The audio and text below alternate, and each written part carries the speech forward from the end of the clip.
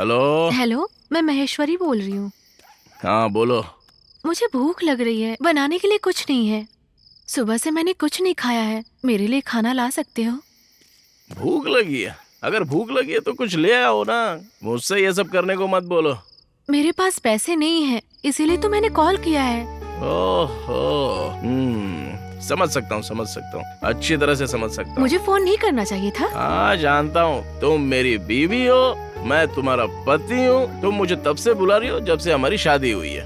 हाँ, ये सेंटीमेंट किसी काम के नहीं है। हाँ? तुमको मैं पहले ही चेतावनी दे चुका हूँ कि मैं तुम्हारी बातों में नहीं आने वाला, और मुझे ये पसंद भी नहीं है। पर मेरी किसी ने सुनी नहीं, उन्होंने हम दोनों को एक ही घर में रखा है। बेवकूफ लोग। अब इतनी रात को तुम इडली मंगाओगी, चटनी मंगाओगी, तो ये नहीं होने वाला मुझसे।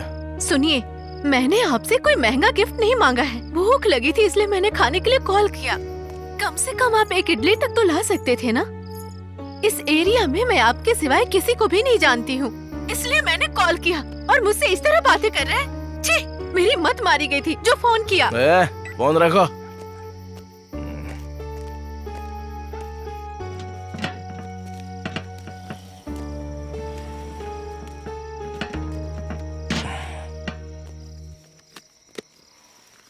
भैया मुझे 100 रुपए उधार दो ना, कल सुबह लौटा दूंगा। क्या बात कर रहा है? मेरे पास दूध खरीदने के लिए पैसे नहीं है, मैं तुझे उधार कहाँ से दूं? कुछ काम कर ले भाई।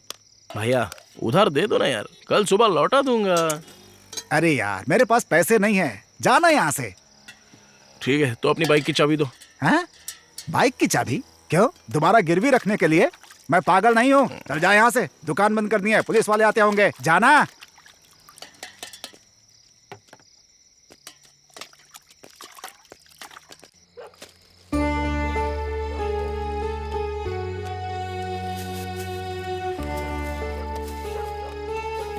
भैया मेरे लिए 5 इडली और एक डोसा पार्सल कर दो। और पैसे? पैसा कल दे दूंगा ना भैया।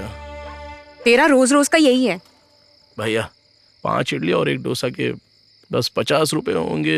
50 रुपए के लिए मेरी बात पे भरोसा नहीं है? तुम जैसे लोगों को उधार दे देकर ही हम कंगाल हो गए हैं। अगर खाना है तो पैसे दो और खाओ, नहीं तो निकलो यहाँ से। ए भाई जाओ भाई, पुलिस आ जाएगी, दुकान बंद करनी है।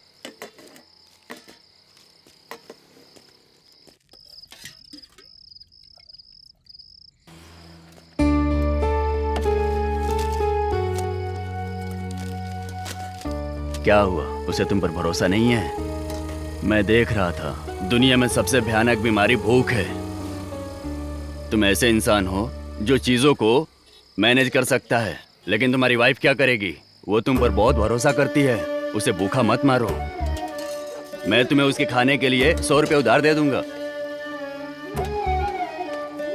100 रुपए? भिखारी से पैसे उधार लेने में शर्म मत करो। अगर तुम ऐसे ही निकम्मे बनकर बैठे रहोगे तो तुम्हें कोई भी पैसे नहीं देगा, समझे? मुझे पैसे कमाने के लिए मीलों पैदल चलना पड़ता है और भीख मांगनी पड़ती है। क्या देख रहे हो, ये मेरा सेफ्टी लॉकर है।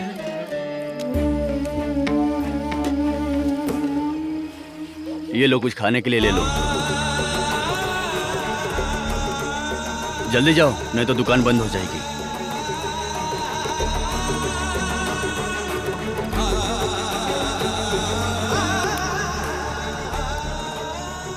सुनो, ओए सुनो ना, अरे सुनो, हेलो।